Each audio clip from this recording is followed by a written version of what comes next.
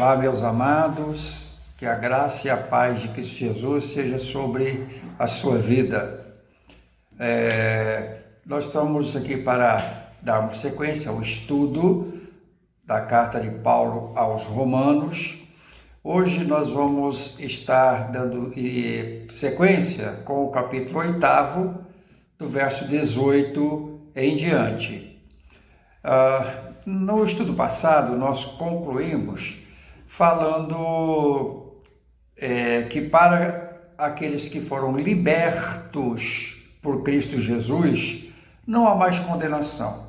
Ou seja, você foi liberto da escravidão do pecado, agora você tem uma vida nova e você tem que viver essa vida de acordo com a sua consciência diante de Deus, de acordo com aquilo que você conhece de Deus.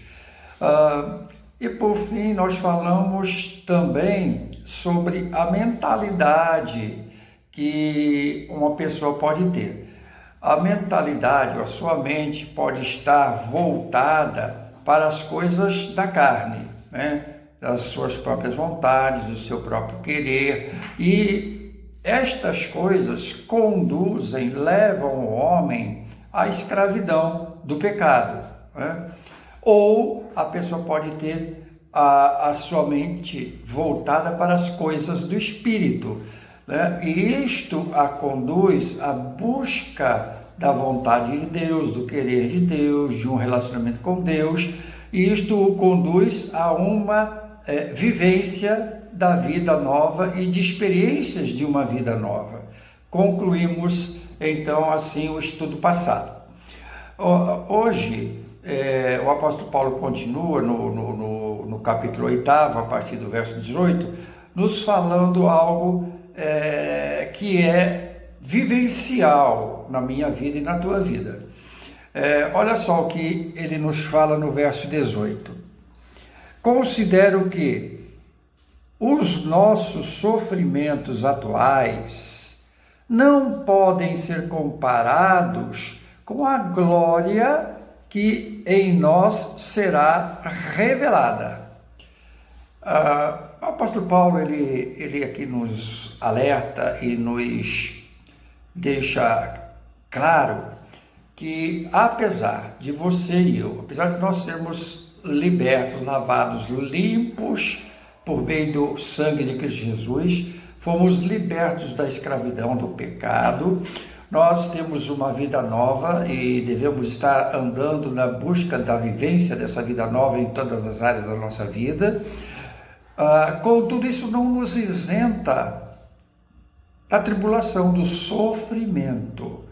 E é interessante que ele não fala sofrimento no singular, ele fala sofrimentos, ou seja, existem várias situações, várias coisas que podem acontecer nas nossas vidas que vão nos gerar pesar, vão nos gerar dor. Contudo, esses sofrimentos, esses embates da vida, eles não se comparam com a glória que há de ser revelada em nós. Paulo está aqui relembrando algo que foi citado lá em Atos 14, 22, que diz assim: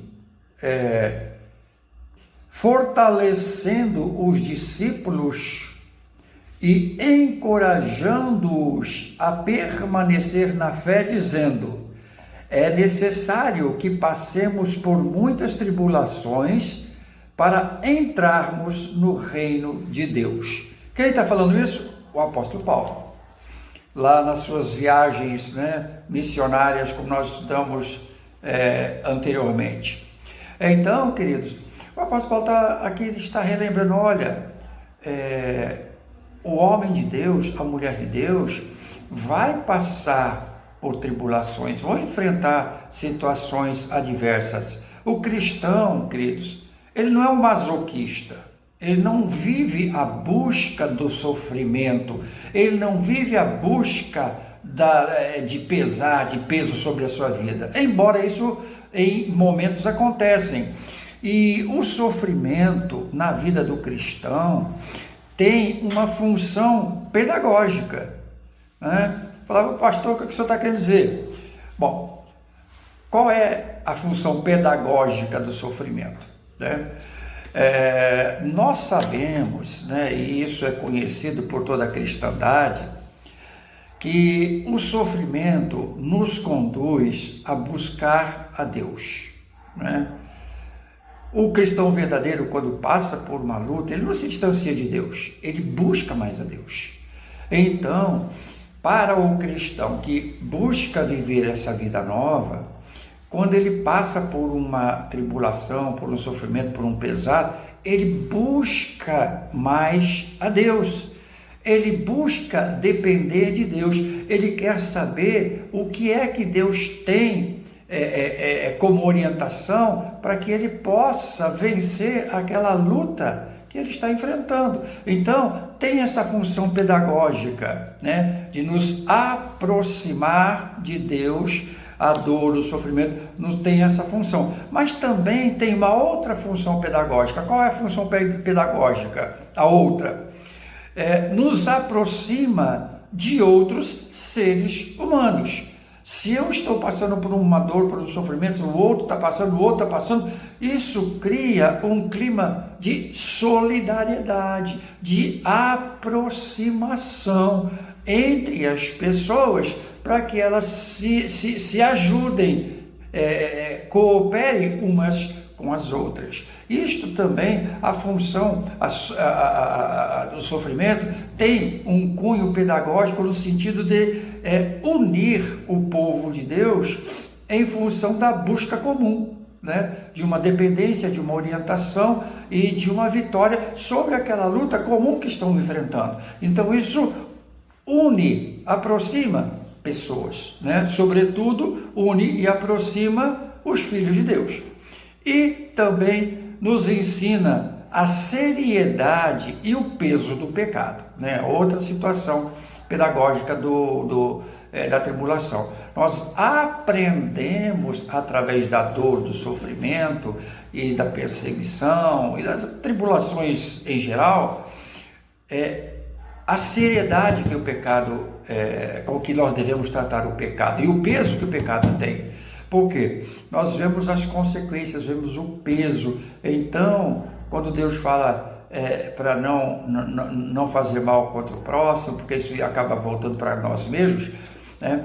Para não roubar, não matar, não fazer, não dizer falso testemunho, então, essas coisas todas, elas trazem uma consequência. Quando essa consequência vem, a gente entende o peso do pecado, né?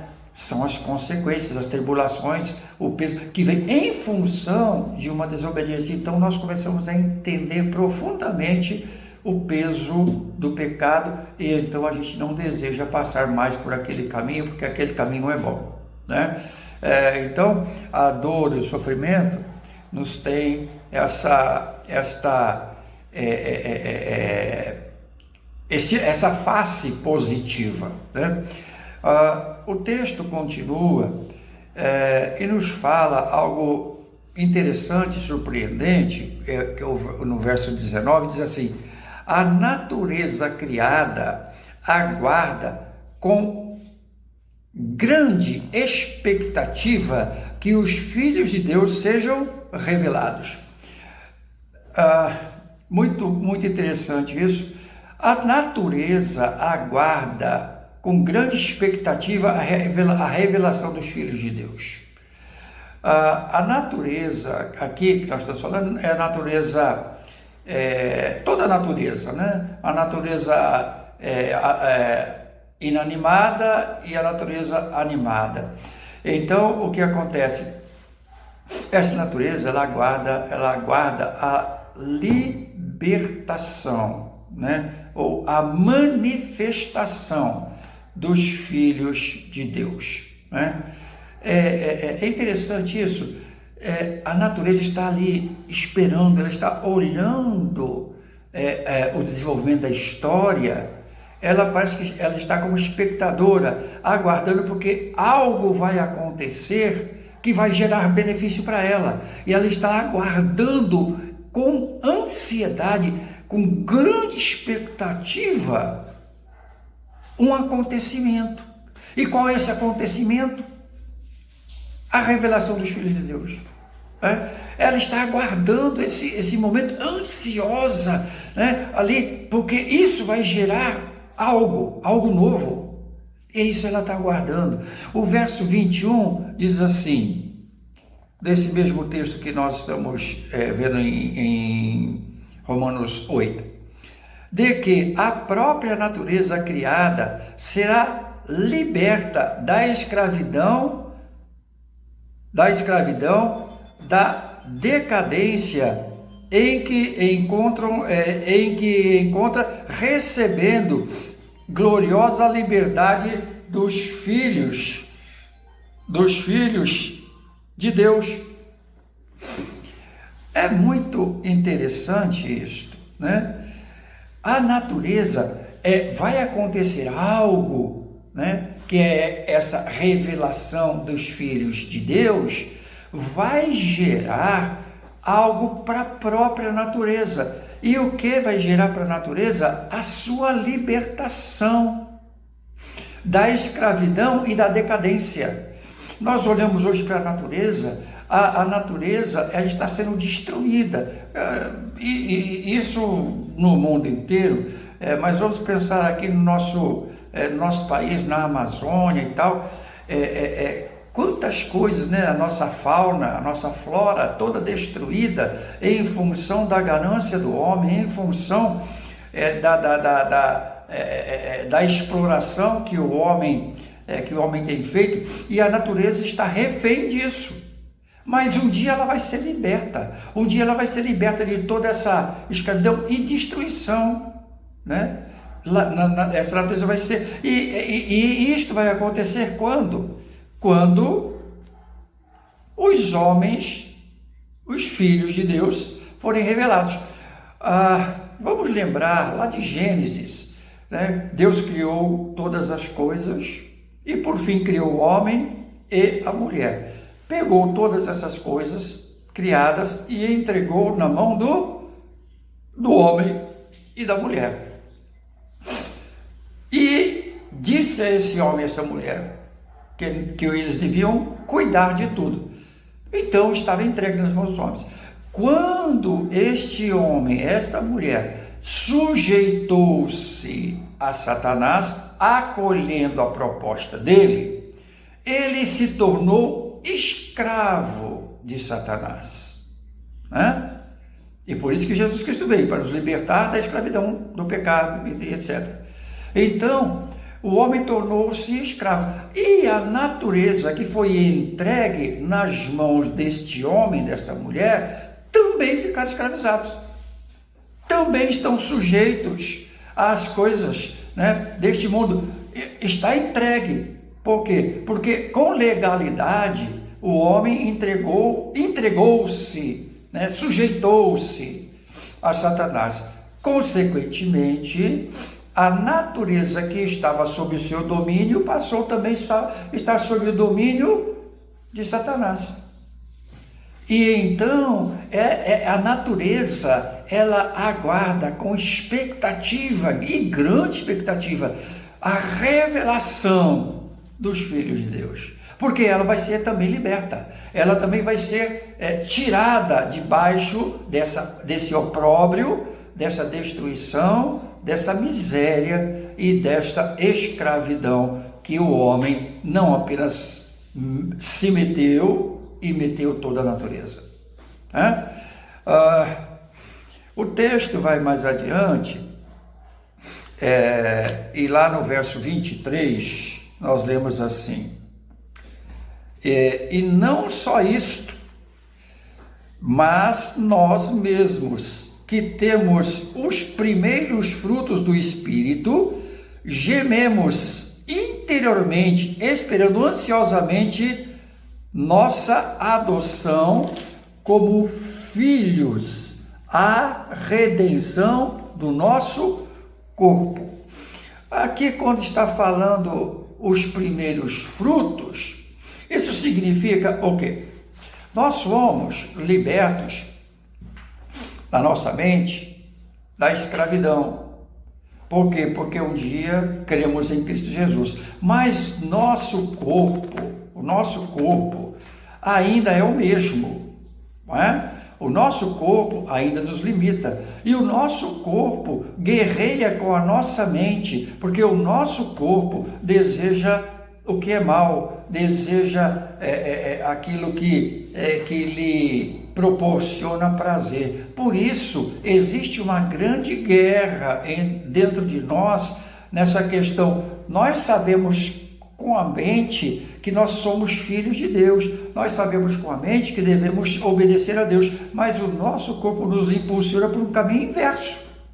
E existe essa grande luta dentro de nós. E aqui, quando está se falando que nós já obtivemos os primeiros frutos são o quê? A minha mente foi liberta. Agora eu tenho condições de caminhar e de buscar as coisas de Deus, de buscar uma nova vida, com luta, com batalha, com tribulação, com angústia e tal, né? Com todas essas adversidades. Mas o texto bíblico, a palavra de Deus, nos mostra que um dia nós receberemos o quê? Nós receberemos um corpo incorruptível, né? Esse primeiro relacionamento significa que nós reatamos nosso relacionamento com Deus, né? Que é o nosso Criador, mas o nosso corpo ainda está preso e sujeito ao pecado. Ele está preso, o nosso corpo. Por isso, nós receberemos esse corpo incorruptível, e o próprio nome diz incorruptível, ou seja, que não vai mais se corromper, que não vai mais estar escravizado ao pecado, que não vai estar mais sujeito ao pecado, que não vai mais estar mais amarrado, manietado pelas coisas erradas, né? Então, a natureza, ela guarda isso. E quando vai acontecer isso? Na celebração das bodas do Cordeiro, né? Quando nós somos tirados desse mundo, levados ao céu, para a celebração das bodas do Cordeiro, né? Então toda a natureza será refeita. Por isso a Bíblia também se refere em novos céus e nova terra, ou seja, a natureza, tudo vai ser transformado, vai sair debaixo dessa opressão, dessa escravidão, que ela está por minha causa e por tua causa, porque nós temos o domínio sobre ela. E o ser humano, como o ser humano que eu falo, ser humano de forma geral, ele não cuida da natureza, ele explora a natureza. Deus, quando entregou a natureza na mão do ser humano, falou para que nós cuidássemos dela. O ser humano não cuida da natureza, o ser humano explora a natureza, destrói, né? Quando as pessoas lá na África, por exemplo, querem marfim, matam o elefante, um animal lindo, e para pegar apenas o marfim que está lá nas suas presas, destrói a natureza. Pessoas querem colocar uma pele de animal lá na sua sala, na sala de caça da sua casa. Aí o que ele faz? Ele mata o animal, limpa o animal, tira a pele dele, joga o resto fora e coloca lá como troféu a cabeça do animal e a pele do animal. Destrói a natureza, não é? Coisa simples. A pessoa às vezes está passando na rua ou no jardim, vai lá, uma planta, uma flor linda, né? Uma flor linda. Eu não consigo entender isso, né? O camarada está com a namorada, ele passa lá, vê aquela flor linda, vai lá, arranca aquela flor e dá para a namorada, não é? E é isso, e as pessoas ainda acham isso bonito. Eu confesso que eu acho isso horrível, né? Vai lá, leva a namorada, fala, olha que a criação de Deus, coisa linda, e faz, olha, isso aqui Deus nos deu, Ele nos ama. Não, o cara vai, pega, arranca, dá para a namorada pega, anda um pouquinho, a coisa murcha, ela joga no lixo, acabou, né? Destrói, mas acho bonito, né? Estou dando um exemplo, mas isso acontece com várias outras coisas da natureza. O homem destrói a natureza e acha bonito, né? E quando nós formos restaurados por completo com o recebimento de um corpo incorruptível, juntamente conosco, a natureza também será restaurada, liberta da escravidão que nós a sujeitamos. Né? No verso de número 24, assim diz: pois nessa esperança fomos salvos, mas esperança que se vê não é esperança. Quem espera aquilo que está vendo? Mas se esperamos o que ainda não vemos, aguardamos pacientemente. Então, o que o apóstolo Paulo fala, ele fala sobre esse tempo onde essas coisas vão acontecer e a natureza está aguardando, esperando esse momento. Ela não vê, mas ela sabe o que vai acontecer. Nós também devemos aguardar esse tempo com a mesma expectativa que a própria natureza. E ele fala aqui, olha, aquilo que você não vê, você não aguarda. Agora, aquilo que você não vê, você aguarda com paciência. E a natureza está aguardando com paciência esse dia, e ela sofre todos os dias o desgaste e a opressão que o homem, o ser humano, provoca.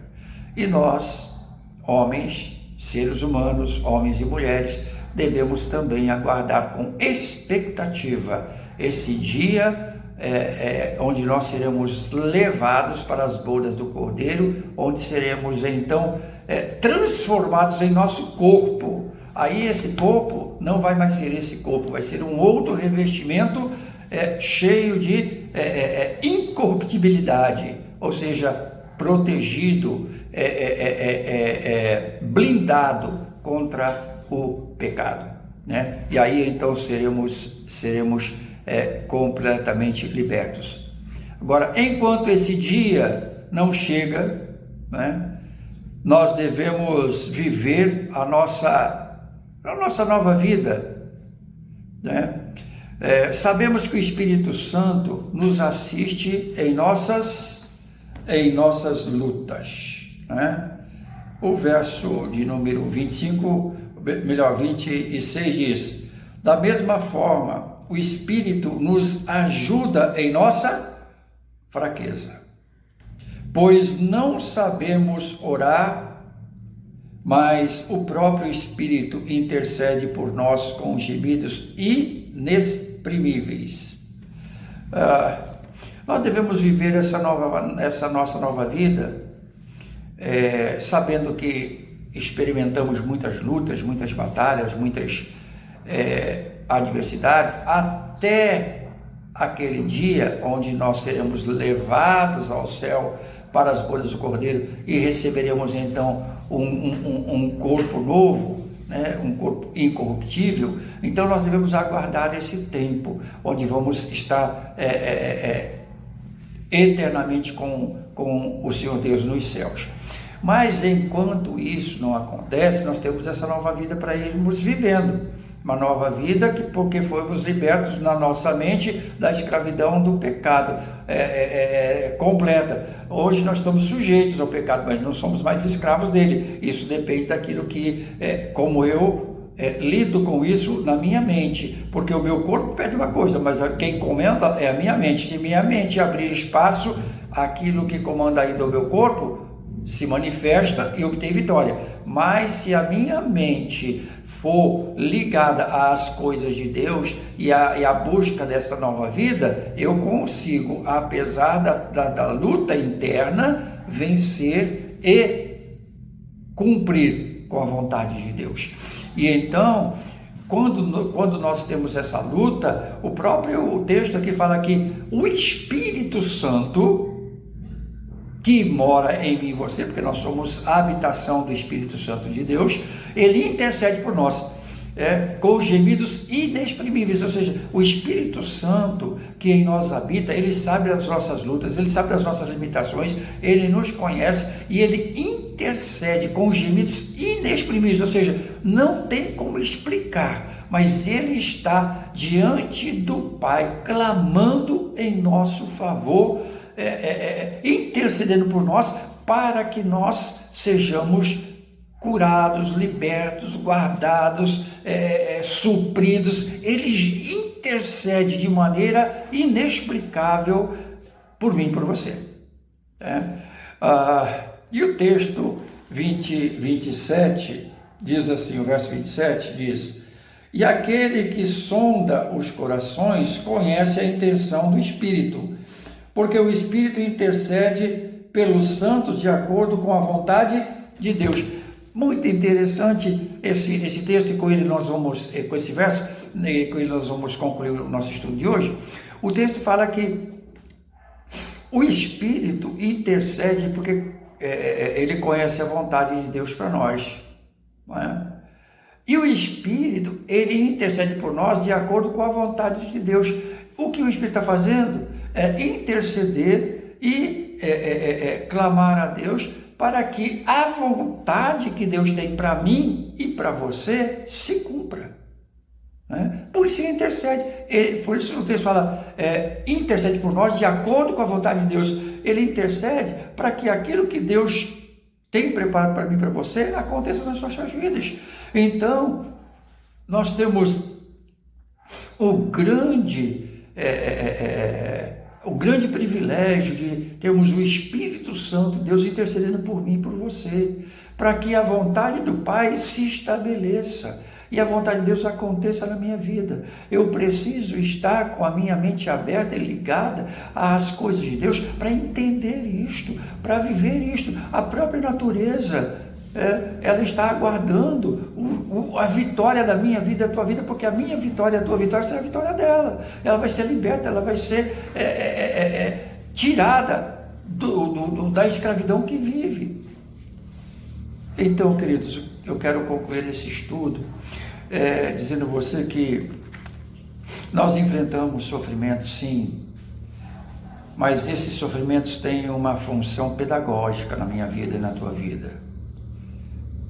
E nós devemos, e isso deve nos ensinar, né, esse sofrimento, essas lutas, esses embates, devem nos conduzir a olhar para Deus como fonte de esperança, nos sujeitarmos a Deus, buscando viver com integridade e fidelidade à vontade que Ele nos revela através da sua palavra e através dos seus servos. Mas também deve nos levar a buscar com amor um relacionamento com o nosso semelhante, né? Seja ele cristão ou não cristão, né? Seja ele alguém simpático ou não simpático a gente, mas nós devemos buscar um bom relacionamento com as pessoas, abençoá-las, ser fonte de graça, ser fonte de bênção para todas as pessoas.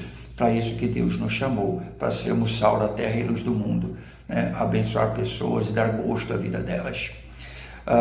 Nós seremos totalmente transformados, isso é fato, né?